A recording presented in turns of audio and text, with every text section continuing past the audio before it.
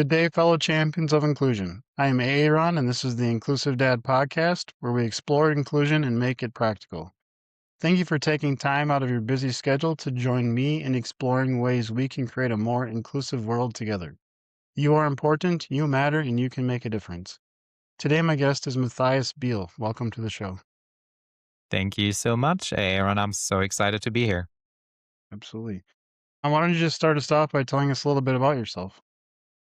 Yeah, thank you. I am very much involved in the inclusion and diversity work, and I have been for quite a while now. I have people that like to round it up now, and they like to say almost a decade, and that sounds like a very long time, but it's true. Very much from the very beginning of my professional career, I dove right into being part of that forefront as a member of an employee resource group at the beginning, then developed into a chair position for an ERG. And today I have the great privilege to lead three ERGs under one umbrella for one market, the German market to be specific, for an international enterprise that is headquartered in the United States. And I have a lot of passion for these topics. The three ERGs that I have the privilege of leading are LGBTQ plus people, women, and people with disabilities. So I don't get to make the calls myself. Each of the ERGs have individual chairs, but we really leverage the power of community between those three ERGs, and I find that is very helpful and drives us forward. Um, Other than my work in the ERGs at my day job, if you will, I am just starting out on a new endeavor. I have founded a tiny company at this point in time, and that one is set out to bring people together in one-on-one conversations, and through that, break down barriers, foster communication, and build empathy at the end of the day. It's awesome. Sounds like you're busy. Yes, quite busy. So sometimes I'm unsure where I pull all of the hours that I put into, but you know what is it makes it much easier to put the time in when the topics that you're working on are something you're deeply passionate about. I'm sure you can most definitely relate to that. Then it's much easier to put in the extra work. Yeah, that is very true. Like going to a job where your heart's not into it is much more draining to me than doing this stuff all day long. So that makes sense for sure. Yeah, absolutely. And my actual day job with this global corporation, I'm in experience design. So I'm responsible to design experiences for users that are more exciting, more um, m- understandable, and also accessible at the end of the day. So this is something that I do for my day job, and all of the ERG work is voluntary, if you will. But what I find in this very corporate job that I hold throughout the day, the ERG work is something that gives me a lot of purpose, and that really brings in wonderful balance, because I know that looking for purpose is something that a lot of people are maybe challenged with these days, especially in those very traditional corporate jobs. So that's kind of how I find balance between generating shareholder value, if you will, also bringing purpose by fighting for people. Thank you. What is your definition of inclusion? To me, at its core, inclusion is about access to participation, influence, and all of that combined with dignity. And that applies not only to corporations, and the spaces that I navigate, but also to everyday life, of course. I know that people love to use the comparison with the seat at the table when it comes to inclusion, and to me, it's not really about being invited to the seat at the table. I And that applies equally to all of the other groups that I have under my umbrella. We want to be able to find our own way to the table. And that implies that the way to the table has to be built in an accessible way. And that is what true inclusion means to me, that there doesn't need to be um, additional ways or offerings or support systems, that we are simply creating an environment in which each and any one of us can get to the table themselves. So that is what I strive for. That would be the vision that I have for inclusion.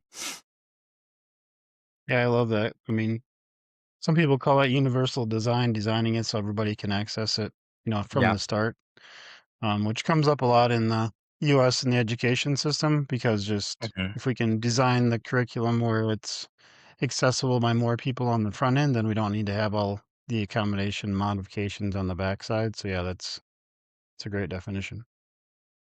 Yeah, and in Absolutely. Minnesota where I'm at right now, look out and I see the curbs that aren't like the ramps aren't shoveled for snow, and it's like, okay, we got to figure something out. If we don't shovel stuff, we don't build it ahead of time so wheelchairs can get around. Now it's much harder. So, but yeah, Yeah, definitely. And that's where it all really starts, wherever you look, there truly is an opportunity to be more inclusive. And touching on what you said, something that we also picked up for people with Disabilities Day just in December. Our slogan for that day in 2025 was "Access for one benefits everyone."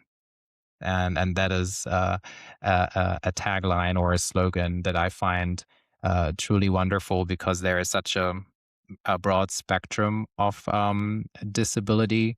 May it be permanent, may it be only for a temporary amount of time, may it be situational, and building systems and circumstances that provide access to all of these possibilities are simply good for everyone. There's no downside to it.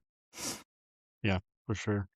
That reminds me of one of the um cartoons that I see have shared on Facebook before, where it's a picture of the front of a school, and there's the steps, and then there's a ramp, and the person is shoveling off the steps. And it's the person in the wheelchair is like, if you shovel the ramp first, we can all get in. So it's just that reminder, like Yep. there's more people standing by the steps, but if you shovel the ramp, we can all get up it. If you shovel the steps, we can't all get up it. So it's yeah, Yeah, interesting. absolutely. And also people that would not necessarily associate themselves with the people with disabilities community. There are many situations in which they could also benefit from more inclusive offerings. One thing that comes to mind for me personally, for example, is I wouldn't consider myself um, a member of the community, even though it is debatable. Depends on how you define disability. For example, I without my glasses, I'm lost. My vision is Yep. terrible. So if I leave my glasses at home or I lose them for whatever reason, if things are um, uh, built in a way that are accessible, and I'm able, maybe through audio support or similar, then that can help me out, even though I wouldn't consider myself part of the community. Even though And I would be interested in what your point of view is on this, because it is truly debatable. Like, are glasses, how are they different than, let's say, a wheelchair, if you will? I understand it's a spectrum, but I can't see without that support. So, yeah. Yeah, I mean, once you mention that, it is interesting how we, um, yeah, some things like using a wheelchair, is quote unquote the person's disabled, but yeah, glasses are, yeah, it's interesting. Because, yeah, I mean, I can see, I mean, the older I get, getting, the worse it is. Now I have bifocals, and it is interesting, like how we view certain things as the person's disabled and others, such as glasses. We don't usually say Yeah. that. That is interesting. Yeah. I 'Cause, yeah, think I don't, it's, interesting. yeah, sorry, go ahead. Yeah, because I mean, I don't consider myself quote unquote disabled because I have glasses, but then my brain's like trying to figure out, like, is that just because it's so common and people we don't want us? I don't know. It's interesting. Yeah. Now you got me thinking. Yeah. Yeah. And I think it's an interesting conversation to have. Maybe there is opportunity to broaden our Hmm. understanding of disability. It is in the same sense that neurodiversity often comes up in these conversations, and the question is, where does disability start? Where does it end? Does it need to be so rigidly defined, or yeah, is there space to broaden how we look at it? And if a broader group of people would maybe identify themselves with this group of people, then maybe there would be a little bit maybe easier, faster, broader advancement when it comes to accessibility initiatives, you know? Yeah, it's a interesting conversation for sure. So what got you started in or diversity inclusion space? Um, so a lot of it is fueled by lived experience. I don't consider myself part of the people with disabilities community, but I consider myself part of the LGBTQ plus community. And I grew up as a brown kid in a predominantly white community, and I also have white parents because I'm also an adopted child. So in that sense, I was already the odd one out in that community. And when I reached my teenage years, it became apparent to me that I was also part of the LGBTQ plus community. And back then, I was thinking, geez, another thing to add to my already to my situation where I'm already sticking out, you know?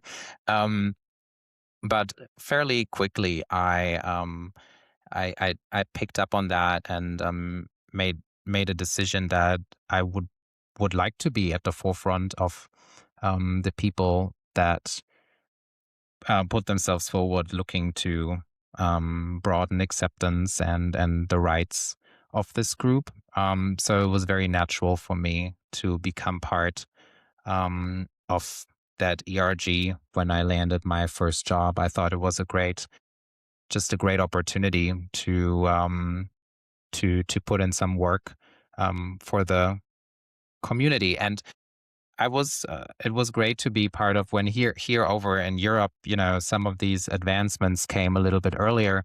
Interestingly enough, Germany was not the place where I live. Germany was not one of the early places. For Germany, rights like marriage equality came in 2017, and I was very much in college at that time.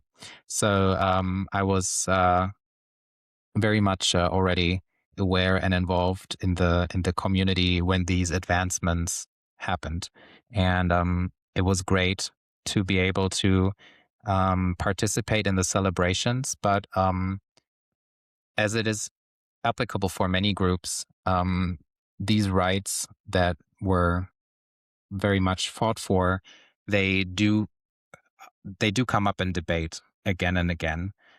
So now it is even more important to me to still stay to be part of that conversation, because yes, there were a lot of wins in the past for multiple communities, but these wins are not set in stone.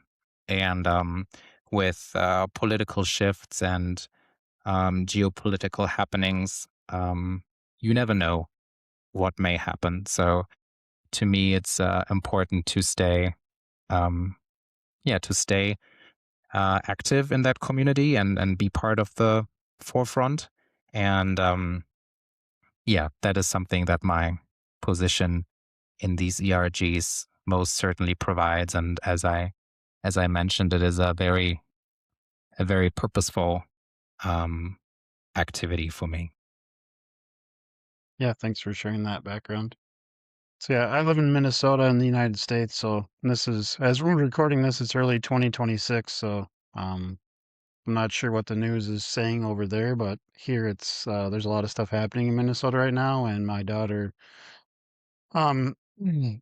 Has a disability, uses a wheelchair, gets funds from federal, state dollars to be able to live at home and have the life she's had for 23 years. So it's very what you just talked about is the stuff that has been fought for and is in place. Um, and I didn't like the I mean, I wish there could have been more stuff attached to it, honestly, but just with what's happening now, there's a lot of uncertainty and trying to each day just the sun's coming up today. I'm still here. Just focus on the positive and get through the day because there's just yeah, right now it's hard to know what's happening or not lose it. So yeah, it's definitely been an interesting while here Yeah, for for sure. sure. And knowing that the rights of these marginalized groups are politicized over and over again means that there's always reasons to put in more work. And I mean that's why you're here and spreading awareness and having these conversations. That's what why I'm doing what I do in a corporate settings because corporations do have a thing or two to say when it comes to these topics. So yeah, that's a good reason to keep pushing. For sure. Why do you think we become so bad at talking to people we disagree with? That is a great question, and I'm interested in hearing also a little bit about your point of view because we have such different locations, and maybe the perception is different. But what I'm noticing is that we have gotten worse at having challenging conversations. And I'm not talking about the conversations where um, it's very obvious that the intention of the other person is to be harmful. I'm talking more about the conversations where the other person may not be convinced or they may not be understanding the full scope of the situation, especially when we're talking about marginalized groups. What we just mentioned, for example, that the rights of maybe people with disabilities or the grants that are involved with certain initiatives, some people are simply very unaware that these topics are happening. And while that could be a little bit of ignorance or privilege. I mean, if you have nobody in your life that is affected by these changes, or you have no one in your life whose rights are questioned, then it is very possible that this does just not occur to you. But then and I'm guilty of this as well. My default is or used to be to very quickly dismiss this conversation instead of trying to have it. But there is people at each end of the spectrum, and then there's a huge middle. And this huge middle that is undecided on their stance, there is a great amount of opportunity to have very meaningful conversations with them. And that is something that needs to be practiced. That's why it is very important to have these conversations that are maybe a little bit outside of the comfort zone. And I believe one of the main reasons we've gotten worse and worse at this is also a little bit due to the echo chambers that are created online and in social media. And not to bash social media and that it's all bad. You know, that's a very easy target, and something everyone loves to say.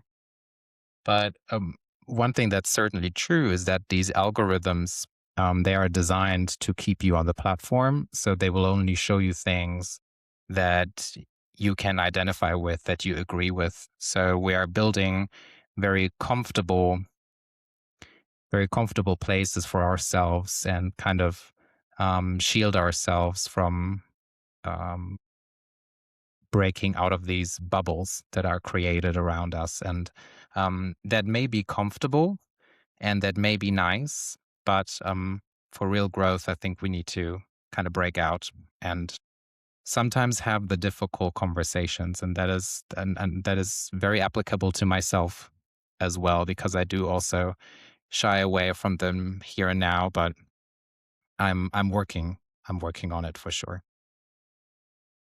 Yeah, yeah, thanks for sharing that.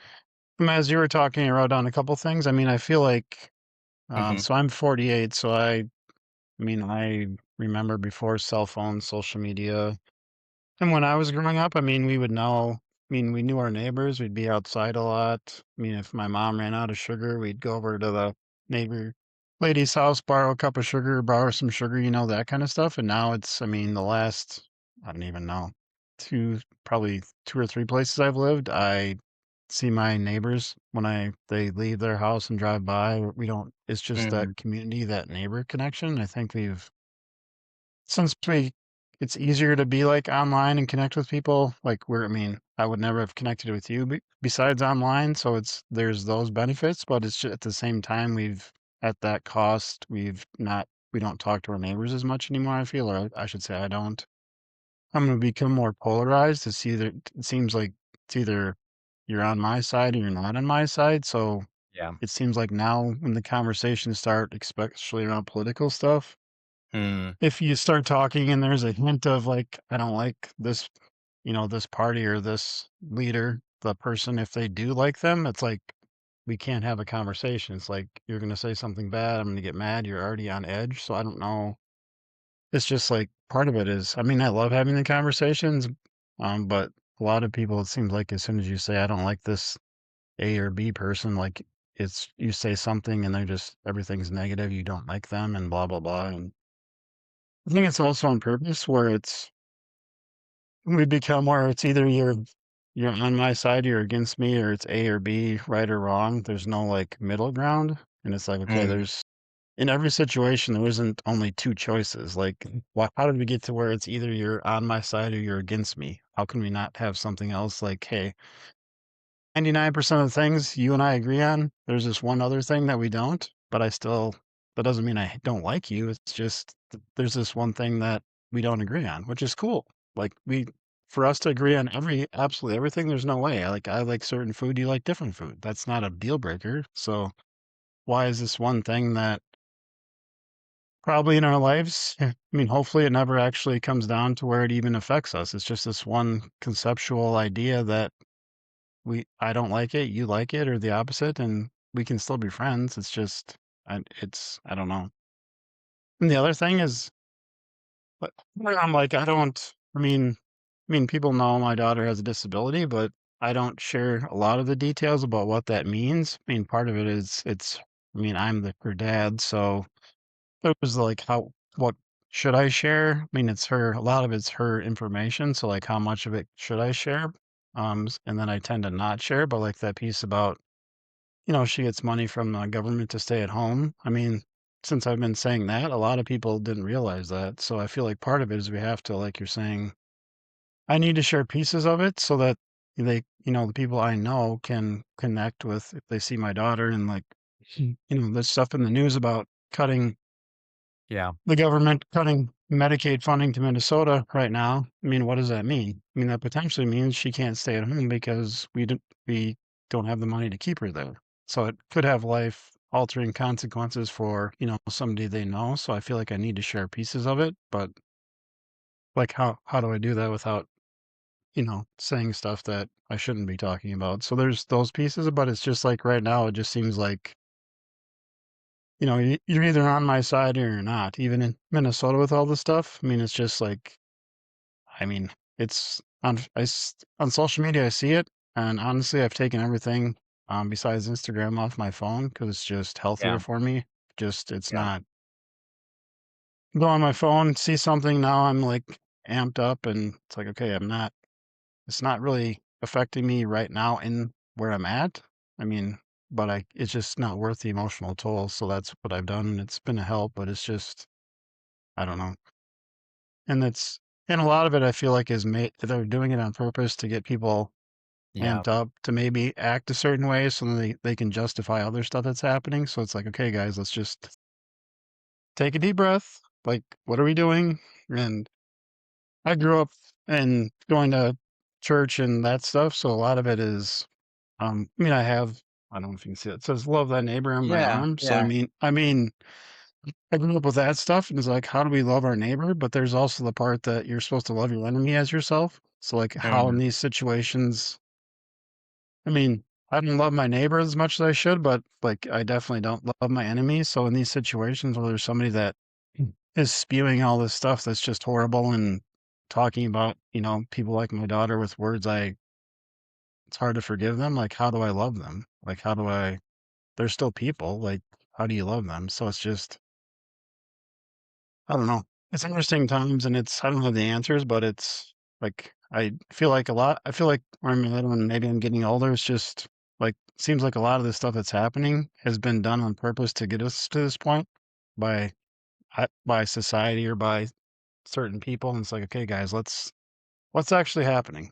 Okay, we don't have to do stuff this way. We can take stuff off our phones. We can live without social media on our phones. Yeah. We can go to farmers markets and buy some food that we can maybe not have to give money to different things. We can live differently.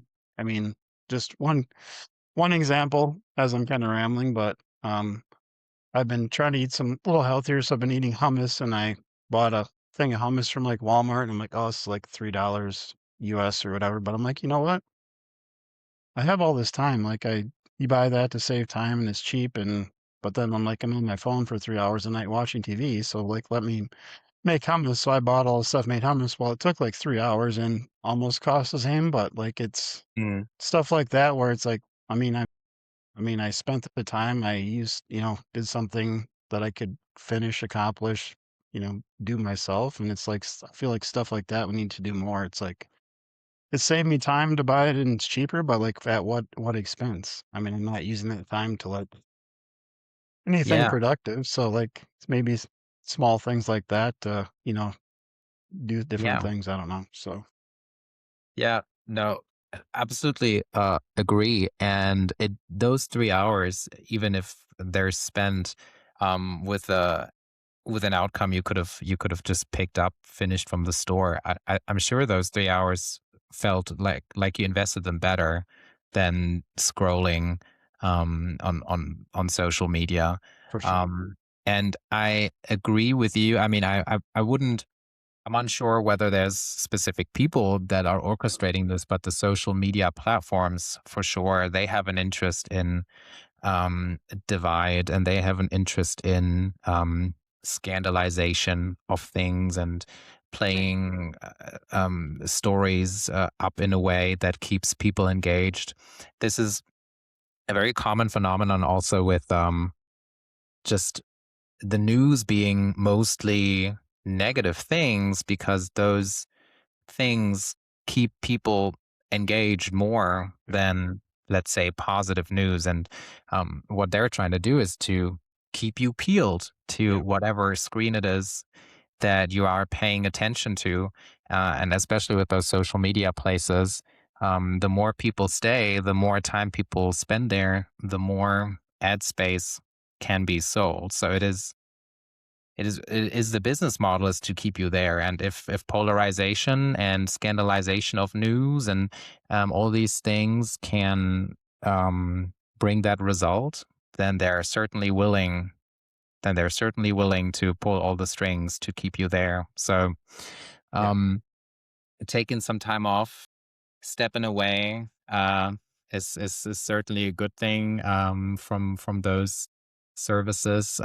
Especially for me, for example, a place that I really cannot spend time on is X, formerly Twitter, because that is just a place where people really descend into dark places when you like go through the comments and stuff. And that is really disheartening things that you can see there. For example, Instagram, I agree, I can have a decent time on there. But that is just came to mind. That really is not a place for me, for example. Yeah. Do you want to talk a little bit maybe about the company you started and what it's about and why you started and what you look hoping to accomplish? Yeah. Um, and it kind of goes into that direction. So I actually started this concept inside of my company, inside of the day job.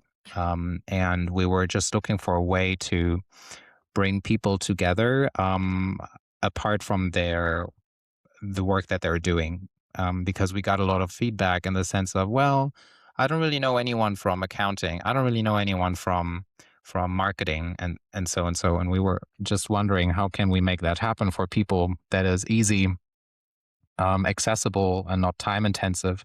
And we just put together something very simple that people could sign up for. And then every month they would get an email with a match suggestion. So one person from anywhere in the company, could be anybody, it was fully random, and a conversation topic. So something neutral but personal in the sense that it was not about work.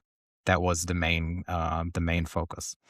And we've been doing that for about 6 months, and we have far over 100 users. And it is about to break into a new market, and there's two new markets lined up. And the whole time I was thinking, man, I think this is something that society could maybe benefit from. You know, if we could have the people that are interested in reaching beyond their borders, if they could sign up for something and then they would get a match hand delivered to them with a conversation starter just to foster, reaching beyond your barriers into different areas of life, different social statuses, if you will, different occupations, and also give them a topic so they have something to start talking about. Um, and that thought kept creeping up for so long that at some point I was like, well, if I can't stop thinking about it, maybe I should just try to put it into the world. And I had a couple conversations with people close to me, and they said, well, that sounds interesting. Maybe you should give it a go. And that kind of pushed me over the edge. So in November, I did a lot of development, and then in December, we had a little bit of a testing round, and from it's going to happen in the next, I think, maybe 1 to 2 weeks, where it will be um, where the message will be spread more broadly, that it is now open for people. And the name is as easy as the concept. It's called Pool Match. So you join a pool, and then you get a match, and that is the whole concept. And I hope that, yeah, that it delivers exactly what I outlined, what it was able to deliver in a corporate setting. That people have meaningful conversations. Maybe they learn something new. Maybe they speak to someone they would have never spoken to, and that at the end of the day, it helps people build empathy. Because I truly believe to understand what someone's going through, you need to know a little bit more than a name. You need to at least have a conversation and humanize each other, and then you can go from there. And and that is the whole concept, and I'm quite excited about it. I really try to um, also have a business model that's accessible. So of course I can't really finance it through just determination that I think it needs to exist in this world. But it is currently, to be in the pool is priced at €1 a month. So I'm trying to, it's more like a symbolic price, also to up commitment a little and to maybe cover cost at some point. So that would be maybe $1 and 20 cents US.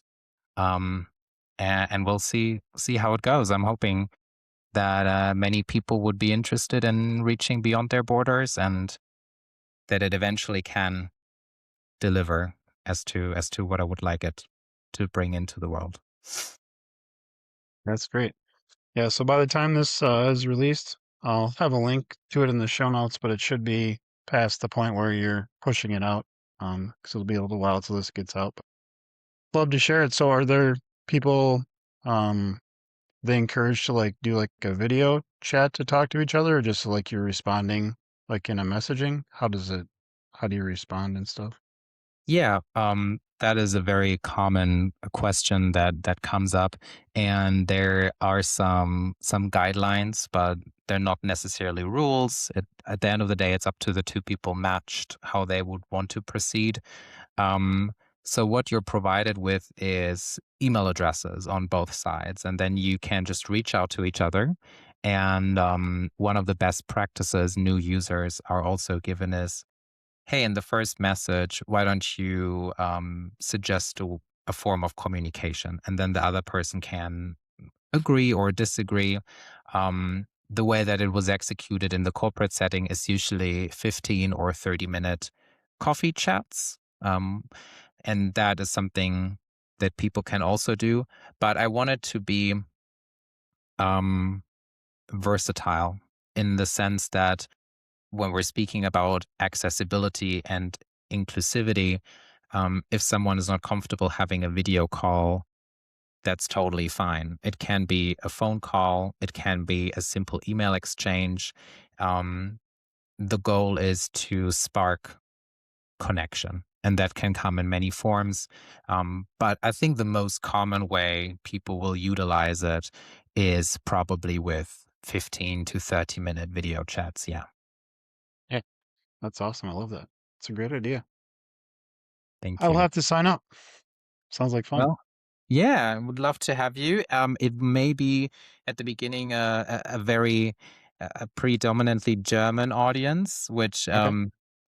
is simply because that is what I'm surrounded by the Right. Germans. But they're a nice group, and hopefully at some point it will grow a little bit more internationally. But everyone Yeah. and any countries welcome, of course. Awesome. Awesome. What is one tip you can share to help our listeners be more inclusive today? So just something everybody can start doing today to be more inclusive. So my tip, and this may sound very basic and simple, but sometimes that doesn't have to be a bad thing. And it's also a little bit has to do a little bit with my startup. So um something I strongly believe in is to really be empathetic. And I think that is necessary to then be inclusive. You need to know the people around you a little bit better. And that can happen through a conversation, may it be through pool match, may it just be in the hallway, may it be at the cash register at your local supermarket. But you need to have these conversations and you need to dig a little bit deeper. I'll give you an example. I live in a multi apartment complex, and there was a lot of noise at the beginning of the year. A new family moved in, and naturally the reaction was, they are so loud. What's going on? That is so annoying. And then eventually I met the new person that moved in, and we had a chat in the hallway. And I went out of my way, kind of out of my comfort zone a little bit to spark up conversation.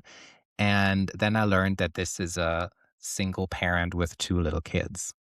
And they shared a little bit of their story, and that kind of put things into perspective for me.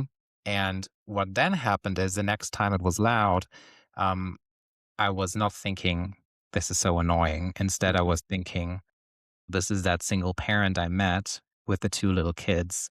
Um, and I know they're trying their best and they're not doing this to annoy me. And this development is empathy, empathy building. So, my very basic and little tip is to go out of your way to spark these little conversations, because only through that can you grow empathy and understanding and inch closer to an inclusive mindset. And I think that's very vital for that development. That's a great tip, yeah. And sometimes, yeah, the simple stuff is the stuff that has the most impact or has a large impact. So yeah. And also thanks for sharing that example because that is true. Once you know piece little more information, it changes your perspective. So yeah, I like that for sure. Yeah. Now, where's the best place for everybody to connect with you? Well, if they want to kind of follow along, also the development story of Pool Match, which is a healthy mix of anxiety and excitement, they can do so on LinkedIn. It is Matthias Biehl, just as it is spelled here, and follow along there. And I also have a Substack. That one is called designingconnection.substack.com. This is where I share a little bit more long form essay style content, um, share my opinion on things. So if anyone's into that, then they're very welcome to check that one out as well. Awesome. Thank you so much. Ready for the last question? Yeah. Do you like spam lunch meat? Yes or no?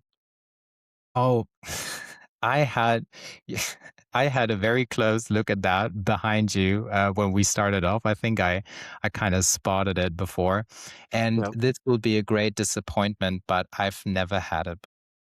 Never had it. I've never had Oh, it. It's I don't even know if it is available in stores here, but I've never had yeah. the pleasure to try spam. So the verdict Yeah. is still out. Still out. Yeah. So yeah, I asked that question because I live near Austin, Minnesota, where they make it and where the Spam Museum's located. So if you ever want to Oh, visit the Spam Museum, you got to come to southern Minnesota. Probably oh, during the summer is probably better, but yeah, not in the negative 20-degree weather that you no, guys are currently experiencing. for sure. Yeah, I'm not sure about Germany, but I know in Britain apparently it's a thing because there was a couple that from Britain that came to the Spam Museum and got married in the Spam Museum. And there's like a Mm. display about there's like a in there they have different countries where people eat it or they sell it, and there's like a whole display on Britain, so it must be a big thing there, I guess. Must be. Okay. Well, it's not too late. It could still become a thing over here in Germany. So There you go. the opportunity is still there. Yeah, yeah. Well, thank you so much for being on the show today. Thank you so much for having me. It was a great pleasure to chat with you. Very great. To those listening, thank you for allowing me to be part of your journey. It is truly an honor. Please join the podcast newsletter by clicking on the link in the episode description to keep up with the latest episodes. Together, we can make the world more inclusive. Until next time, stay empowered and be a champion for inclusion.